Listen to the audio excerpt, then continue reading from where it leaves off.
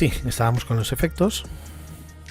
Ver más cositas de efectos. Mirad, hay un efecto, ya que está antes de salir de la opción de disolver, hay una opción bastante interesante que lleva en Premiere desde 2015, por ahí 2016, no recuerdo, ¿vale? Que se llama corte de transformación.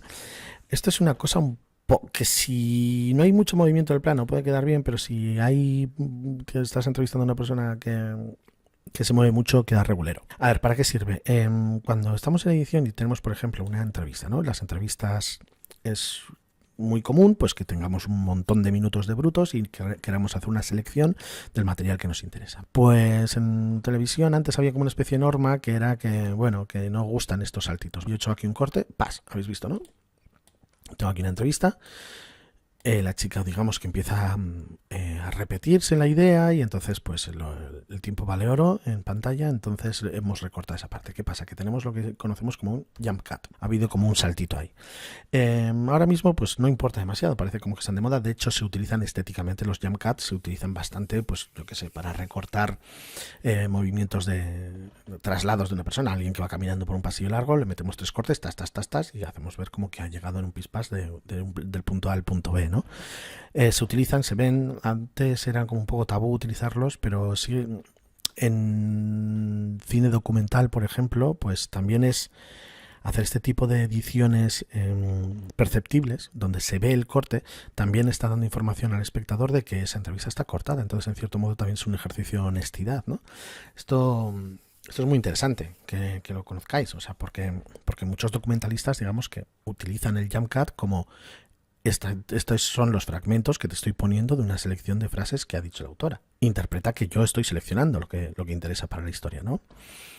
Entonces está bien, o sea, hay gente que los muestra y gente que los oculta. Entonces una de las maneras de ocultar este tipo de cortes podemos hacer con cortes en transición. ¿Vale? Insisto, yo por ejemplo cuando usaba este tipo de cortes yo metía fundidos a blanco para que se notara, sobre todo si estaba haciendo información. Pero bueno, lo que quiero contaros es esta herramienta extraña que se llama corte de transformación, que básicamente lo que viene a hacer es disimular este saltito que hay ahí, ¿no? Tenemos ahí un salto. ¡Pum! Queda feo, queda mal y queréis pues suavizarlo.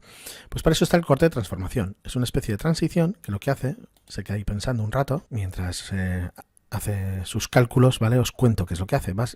Hace como una especie de interpretación del último fotograma del corte y el primer fotograma del siguiente corte, y lo que hace es inventarse, digamos, una especie de transición entre los dos planos que sea más suave. Si la persona no se mueve mucho, si es solamente un leve gesto de cuello, de cabeza o lo que sea, queda bastante fluido.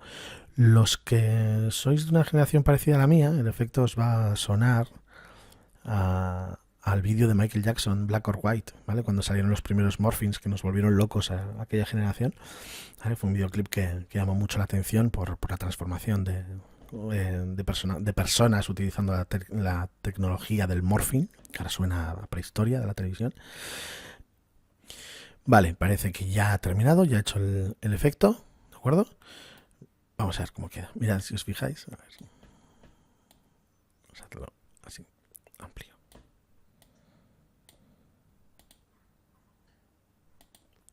No sé si os habéis dado cuenta, pero realmente, si os fijáis en la cara de la chica y demás, apenas se nota que ha habido un corte, ¿vale? Vamos a volver para atrás. Vamos a volver a verlo.